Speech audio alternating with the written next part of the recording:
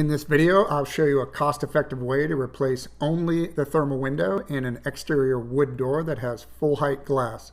My options were to pay a professional more than the cost of a replacement door slab, or to buy a door slab and then custom cut it to the size and hinges and hardware of the old door.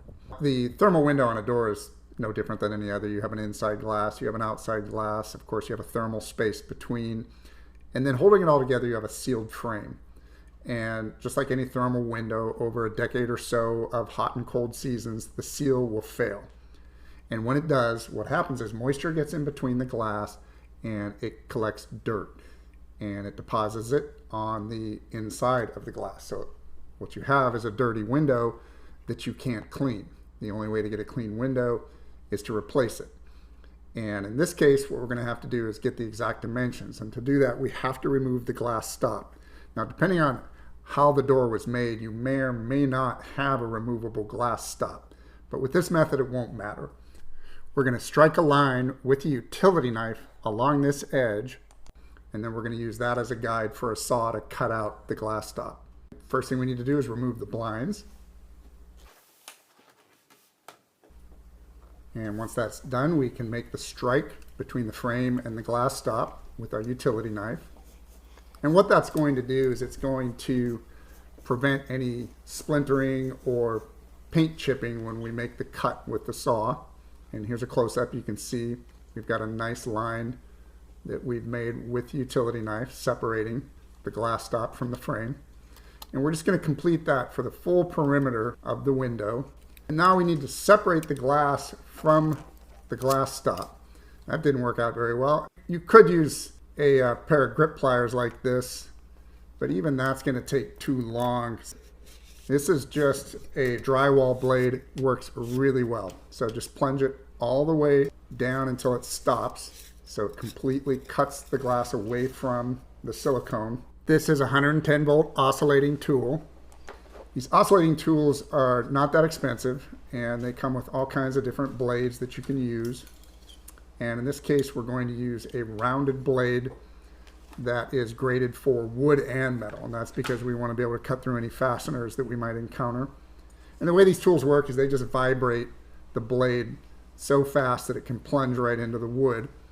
And then we're going to use that strike from the utility knife as a guide. And we're going to cut the glass stop away. Now, I could tell you this tool is loud and it just wouldn't do justice. You really need ear protection. And you don't just want safety glasses. You want full safety goggles with the full surround protection for debris. And because we're handling glass, you're going to want some heavy gloves. And let's go ahead and finish cutting off the rest of this bottom glass stop.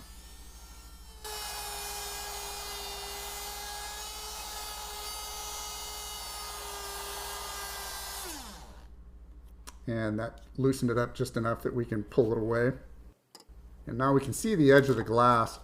And once we get the rest of this glass stop removed, we'll be able to get full dimensions. Now we need to cut the sides and the top.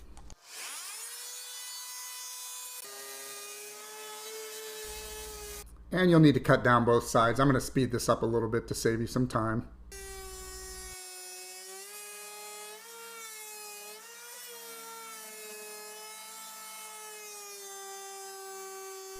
And you'll make the same cut on the left side, and now we can go ahead and cut the top.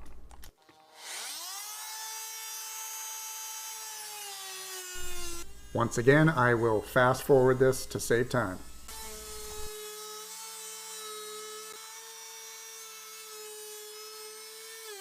And now we can see the interior glass stop is loose enough that we can actually pull it away. And once you've got the glass stop removed, we can see all the edges of the glass, and we can take our exact measurements for the glass company. And about a week later, the glass was ready. So here you can see I went, picked it up. It's in the back of the Suburban. And now we're ready to completely remove the old glass. And the same as earlier in the video, we're just going to plunge our drywall blade all the way down to separate the glass from the silicone bond for the full perimeter of the window.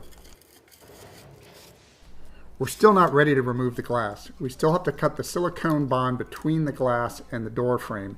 And to do that, we're going to use our utility knife, again, all the way around the full perimeter. And now we're ready to push the window in and away from the remaining glass stop.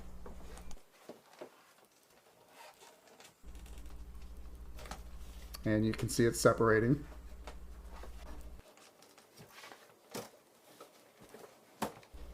And it's ready to remove completely.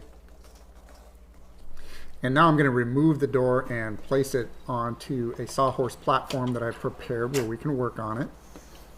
And I'm just using a razor here to clean up the surface where the glass is going to rest.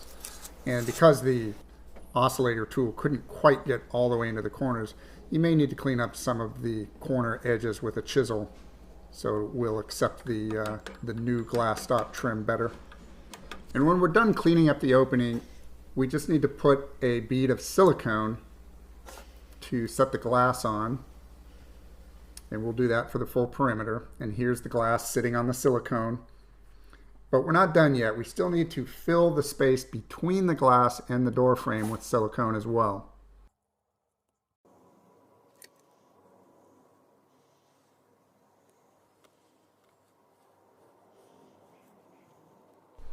And once that's done, we can take measurements for cutting our interior glass stops.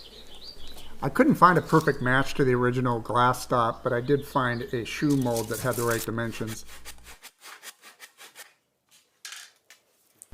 I could probably use my power brad nailer for this, but I like to pre-drill and then use this self-centering nail punch. It won't slip off the head of the nail and break the glass. It's got a little plunger that also allows you to countersink the head of the nail into the glass stop.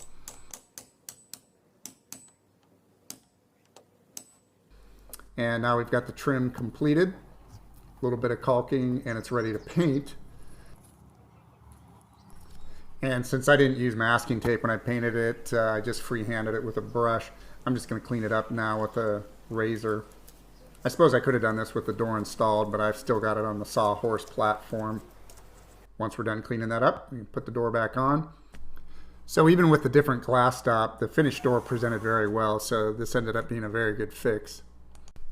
And if this video helped you out, please do give a thumbs up and subscribe for future videos. And to help out anybody else trying to do this, please do share this video. Thanks for watching.